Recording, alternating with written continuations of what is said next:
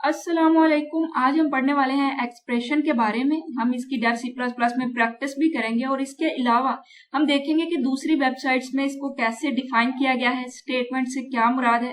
क्योंकि जो ये प्ले लिस्ट है ये सिर्फ उनके लिए नहीं है जो सिर्फ इस बुक को फॉलो कर रहे हैं, बल्कि ये हर उस स्टूडेंट के लिए जो कि सी प्लस प्लस को सीखना चाहता है और प्रोग्रामिंग में अपनी लॉजिक बिल्डिंग को इंक्रीज करना चाहता है। जैसे कि हमने पिछला जो एक प्रोग्राम था इसके लॉजिक को अच्छे से समझा था, हर चीज को मैंने आपको क्लियर किया था इस प्रोग्राम में।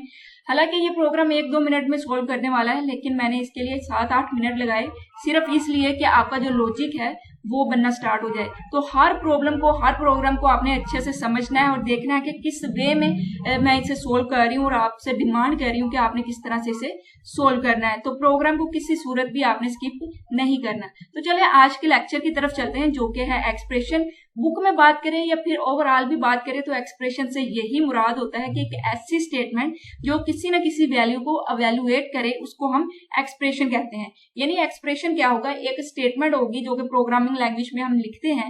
वो जो स्टेटमेंट है वो कोई वैल्यू दे रही होगी, वो सिंगल जो वैल्यू दे रही होगी ना स्टेटमेंट, उस स्टेटमेंट को हम एक्सप्रेशन कहते हैं। तो एक्सप्रेशन क्या है? एक्सप्रेशन बेसिकली प्रोग्रामिंग में एक स्टेटमेंट ही होती है, लेकिन वो स्टेटमेंट कोई वैल्यू प्रोवाइड कर रही होती है। अब इस स्टेटमेंट में ऑपरेटर भी हो सकते हैं, ऑपरेंड भी हो सकते हैं। ऑपरेटर ऑपरेंड बेसिक से समझेंगे, बाकी ऑपरेटर का जो फुल टॉपिक होगा वो अगली वीडियो में डिस्कस करेंगे।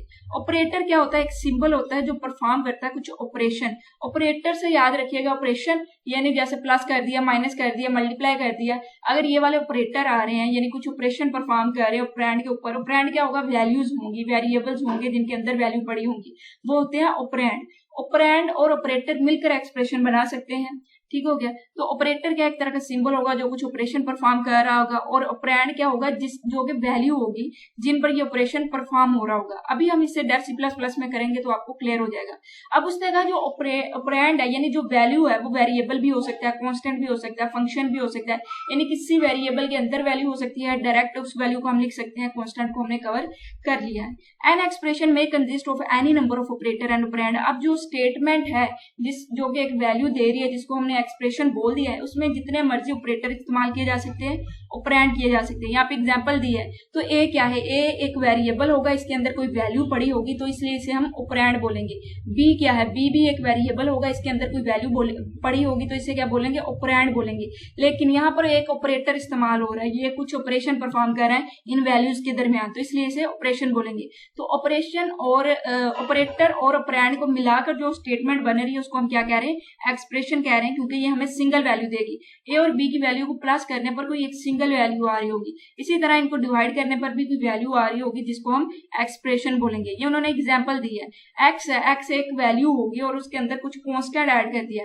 देखिए कि वेरिएबल भी इस्तेमाल हो रहा है, कांस्टेंट भी हो रहा है, इन दोनों को हम ऑपरेंड बोलेंगे और दरमियान वाले को ऑपरेटर बोलेंगे। तो इस एक्सप्रेशन में आप देख सकते हैं प्लस बी हो गया, तो प्लस क्या है? ऑपरेटर है, ए बी वेरिएबल है जो कि एज ऑपरेंड यूज हो रहे हैं, और इसमें एक्स और 100 एज ऑपरेंड यूज हो रहे हैं, और प्लस जो है वो एज ऑपरेटर इस्तेमाल हो रहा है। अब जल्दी से हम चलते हैं डेव सी प्लस प्लस में। जैसे कि यहाँ पे मैं कह दूं कि सी आउट, यानी हमें पता है सी आउट हम क्यों यूज करते हैं अगर हमने कुछ शो करवाना हो। यहाँ पे मैं कह दूं हेलो, ठीक है जी, और इसके बाद मैं यहाँ पे लगा दूं टर्मिनेटर। तो इसका मतलब यहाँ पर मैंने एक इंस्ट्रक्शन लिखी है कि हेलो शो करवा दो, यानी मैंने एक स्टेटमेंट लिखी है। और डेव सी प्लस प्लस यानी प्रोग्रामिंग में सी प्लस प्लस के अंदर हर स्टेटमेंट के एंड पे एक टर्मिनेटर लगाया जाता है जिसे सेमीकोलन कहा जाता है। इसका मतलब यह है ये एक स्टेटमेंट है जो कि एंड हो चुकी है। इसके बाद अगर मैं कह दूं कि इंट, यानी एक मैं वेरिएबल डिक्लेयर करवा दूं ए, और मैं कहूं कि ए के अंदर क्या है जी? 10 है। ओके, ए के अंदर मैंने 10 रख दिया। उसके बाद मैं कहूं कि ए बराबर है ए और प्लस, और मैं यहाँ पे 1 लिख दूं, तो ये क्या हो रहा है? 1 2 3 4, यहाँ पे मैंने 4 स्टेटमेंट लिख दी है, इंस्ट्रक्शन लिख दी है। पहली स्टेटमेंट के अंदर मैंने कहा हेलो आउटपुट में दिखाओ, मुझे शो करवाओ, हेलो शो करवाओ। अगली में मैंने कहा कि एक वेरिएबल डिक्लेयर करवाओ। उससे अगली में मैंने कहा ए में 10 स्टोर कर दो। उससे अगली में मैंने कहा कि जो ए में वैल्यू पड़ी है ना ए वेरिएबल के अंदर, उसमें एक और ऐड कर दो, 1 ऐड कर दो। तो इसका मतलब इस वक्त ए में 11 आ जाएगी। तो यहाँ पर देखिए कि वैल्यू दी जा रही है, तो इसका मतलब क्या है कि ये वाला क्या है? ये ऑपरेंड है। 1 क्या है? ऑपरेंड है। और प्लस क्या है ऑपरेटर है, तो ये क्या हो जाएगा, ये एक्सप्रेशन हो जाएगा। एक सिंगल वैल्यू एवेल्युएट हो रही है, इसमें भी एक वैल्यू एवेल्युएट हो रही है, ए में 10 चला गया है तो ये भी एक्सप्रेशन होगा। तो एक ऐसी स्टेटमेंट जिसके अंदर वैल्यू एवेल्युएट हो रही होंगी उसको हम एज अ एक्सप्रेशन बोलेंगे। अब हम इसे कंट्रोल एस से सेव कर लेते हैं। मैंने इसे पहले भी सेव किया था इसलिए सेव का दोबारा से वो ऑप्शन नहीं आया, तो ये सेव हो चुकी है। वहीं पे कंपाइल करेंगे ताकि अगर कोई एरर आए तो हमें समझ आ जाए। तो यहाँ पे देखिए कि कोई भी एरर वार्निंग नहीं है, इसका मतलब हमारा प्रोग्राम सही से रन कर चुका है, कंपाइल हो चुका है। अब हम इसे रन करेंगे तो रन में देखिए यहाँ पे आ चुका है हेलो, लेकिन हमारे पास A11 नहीं आया। क्यों नहीं आया आप बताएं, क्या इसमें कोई एरर है? जो मैंने अभी लिखा है क्या आपको इसमें कोई एरर नजर आ रहा है? अगर तो आपको कोई एरर नजर आ रहा है तो आप बता सकते हैं। नहीं, इसमें कोई भी एरर नहीं है, मैं आपको बता देती हूँ। हमने इसे शो नहीं करवाया।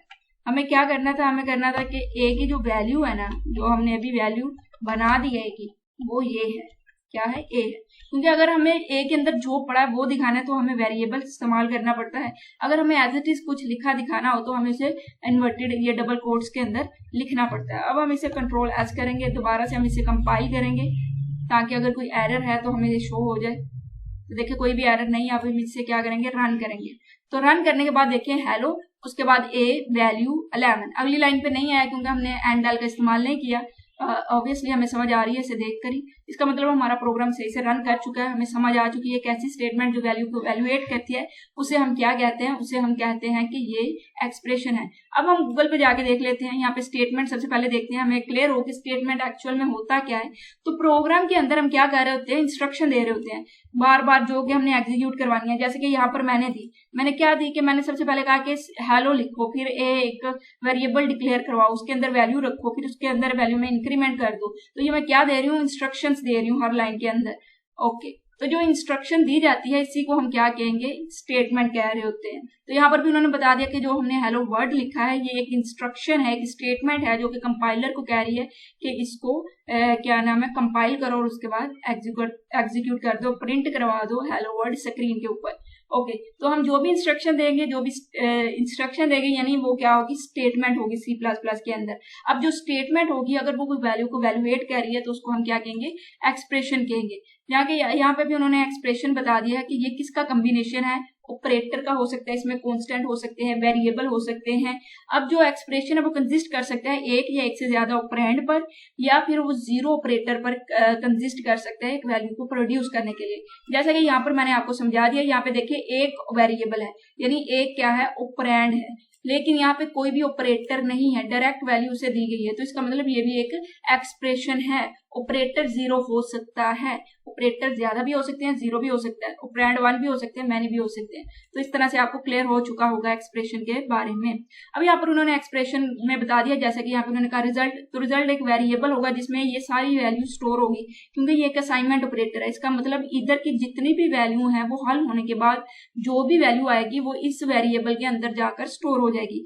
ए एक ऑपरेंड है, बी ऑपरेंड है, सी ऑपरेंड है, और इनके दरमियान जो ये ऑपरेशन परफॉर्म कर रहे हैं इनको हम क्या कहेंगे, ऑपरेटर कहेंगे। इस तरह से हमें एक्सप्रेशन के बारे में भी क्लियर हो चुका है। मैंने कोशिश की है कि एक बिल्कुल छोटा सा टॉपिक है जिसे 1-2 मिनट में आसानी से आपको बता सकती हूँ, लेकिन इतना टाइम मैंने इसलिए दिया ताकि इतने अच्छे से आपको समझ आ जाए कि जैसे ही हम आगे बढ़े तो आपको किसी किस्म की पीछे से कोई भी डाउट, कोई भी कंफ्यूजन ना रह जाए, आपको बार बार सर्च ना करना पड़े, एक ही वीडियो के अंदर हर चीज आपको क्लियर हो जाए हर टॉपिक के बारे में।